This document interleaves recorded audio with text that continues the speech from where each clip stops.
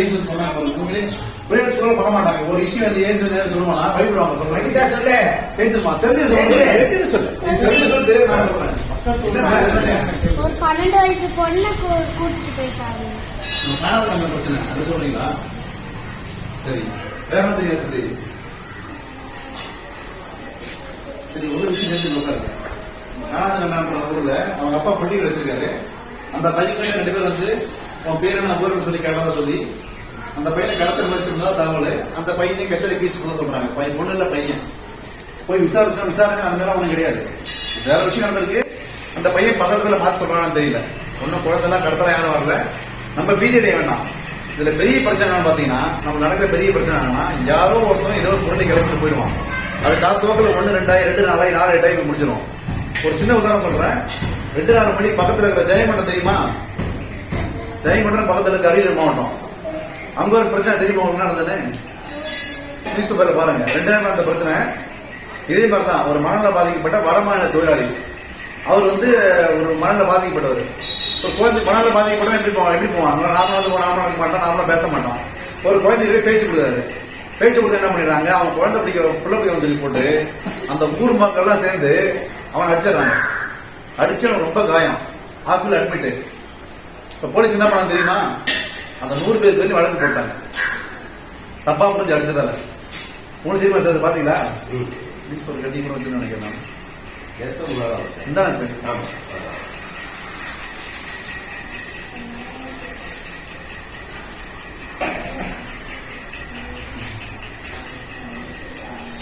இதெல்லாம் உங்களுக்கு சின்ன பிள்ளை சொல்லி பக்கமும் புரிய முடியாது. பட் உண்மைதான். நம்ம என்ன பண்றோம்னா யாரோ ஒரு நம்பாலே நிறைய பேர் நம்ம வடமாநிலத்துல தப்பா புரிஞ்சுக்கிறோம். அவன் வந்தா புள்ள பிடிதான் வரான். அவன் வந்து நம்மளுக்கு பார்த்து செராமிக் இருக்குங்க, நிறைய தொழிற்பேட்டு இருக்கு, இங்க வேலை செய்ய வரான். அவன் நம்பாருங்க. நம்மளுடைய பேரண்ட்ஸ் ஆகட்டும், பக்கத்துல இருக்கிறவங்களாகட்டும் நம்ப என்ன பண்றாங்க, அவன் புள்ள பிடிதான் வர நினைச்சிட்டு ஒருத்தம் கூட அடிக்க ஆரம்பிச்சிடறான். அதை பார்க்கிற அடுத்த நாள் பக்கம் என்ன பண்றான், ஓ அப்ப அடிக்கும் தான் போட்டு அவன் அடிக்க ஆரம்பிச்சிடறான். சில நேரத்தில் செத்தே போயிடறான்.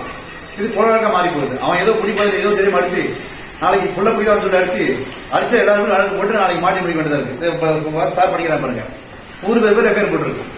ஆக்சுவலா குழந்தை பிடிக்க வரலாம். குழந்தை படிக்க வேண்டதெல்லாம் அதெல்லாம் ஒரு காலம். சும்மா நம்ம அப்பா அம்மா நம்மள சாப்பாடு விட்டு போய் சொல்லி விட ஒரு பொருள் அதெல்லாம்.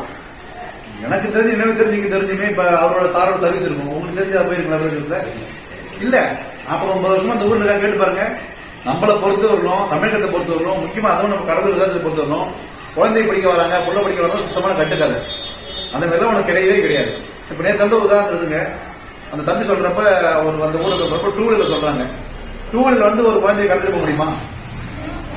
நம்ம என்ன ஆளா நம்ம சென்டர் உட்கார வச்சு காலை முடிச்சு போறதுக்கு பண்ண முடியுமா? ஒரு குழந்தை படிக்க வரா மினிமம் ஒரு கார், குறைஞ்சபட்சம் ஒரு ஆட்டோ வேணா இருப்பா இல்லையா? 2 வீலர் வந்து சைக்கிள் வந்து கற்றுக்க போக முடியுமா?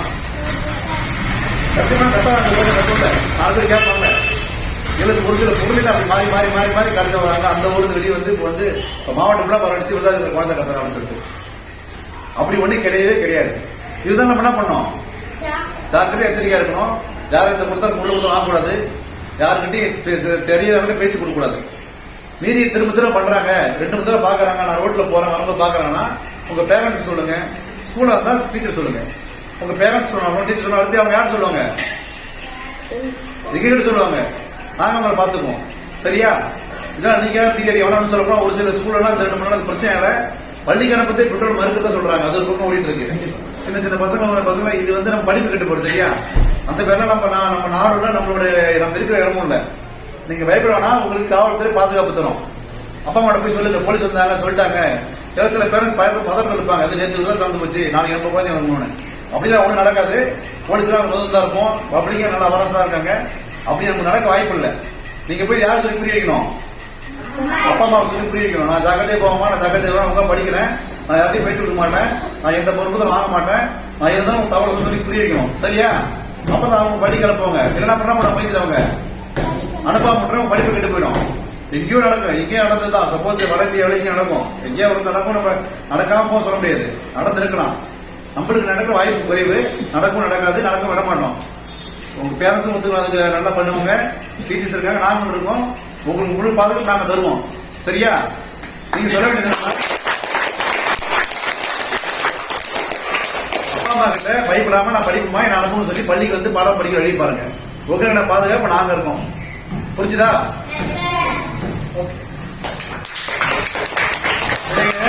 நம்முடைய குழந்தைகளுக்கான நேரம். நீங்க நம்முடைய காவல்துறை அதிகாரி ஐயா கிட்ட நீங்க ஏதாவது கேள்வி கேட்க விரும்புனீங்கன்னா கேட்கலாம். உங்களுக்கு என்ன சந்தேகம் உங்களுக்கு கேளுங்க. ஏதாவது சந்தேகம் இல்ல நீங்க உங்களுக்கு என்ன வேலை பிடிக்கும், உங்களுக்கு என்ன பாதுகாப்பு வேணும், அல்லது நீங்க ஏதாவது பேச